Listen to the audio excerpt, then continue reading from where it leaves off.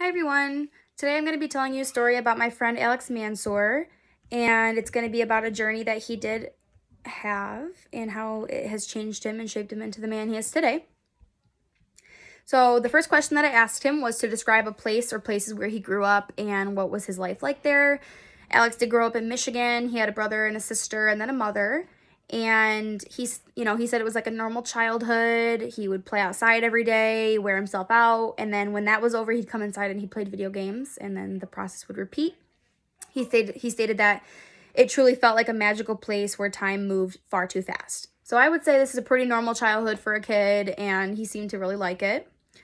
So then I asked him, why and how did you leave? Where did you go? What happened? And he said that his family came into some financial troubles and his dad was laid off. So his dad and his dad's brother, so his uncle, had to go to Arizona to start a business. Alex said he wasn't sure what that business was, but they did have to leave.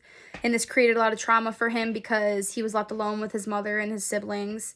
And, they had to live in a 2-bedroom apartment by themselves, and he had to share a bedroom with all of them, which left, hardly no privacy for him.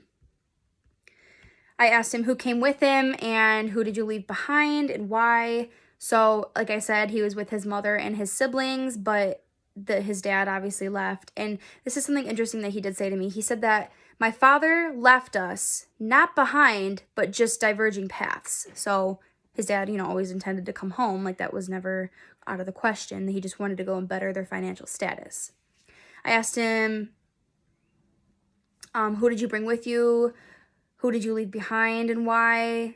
Or what did you bring with you? I'm sorry. So he said that he brought a lot of his games and old childhood momentums for him.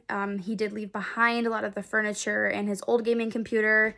And he actually told me a story about how he was laying on his couch sleeping, and somebody came in to go from Craigslist or whatever to come and buy the couch. They had to wake him up and take him off the couch and sold the couch right away. So that's kind of traumatizing for a younger person.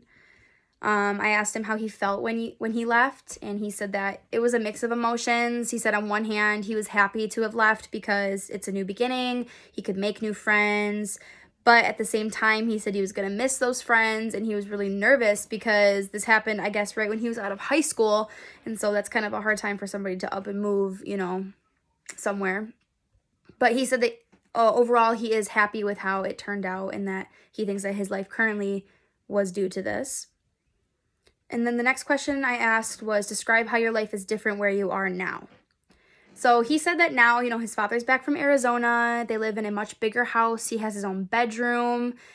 A little fun fact is he still has his bed from this time, though. Like, he never got a new bed, which, because it's kind of, like, meaningful to him. But he says that he feels more mature for what is to come, and he plans to make the best out of everything, and he thinks that he grew from this experience. He said, and I quote, "Back in the past, my childhood happened very spontaneously, and to an extent, it still is, but I have so much more control on how I want to approach the upcoming days, whereas in the past, it was a day-to-day basis." So this overall experience for him helped him prepare him into the man he is today, and also allows him to tackle his experiences and challenges more he's ready for them because of this past experience that he had. Okay, thank you.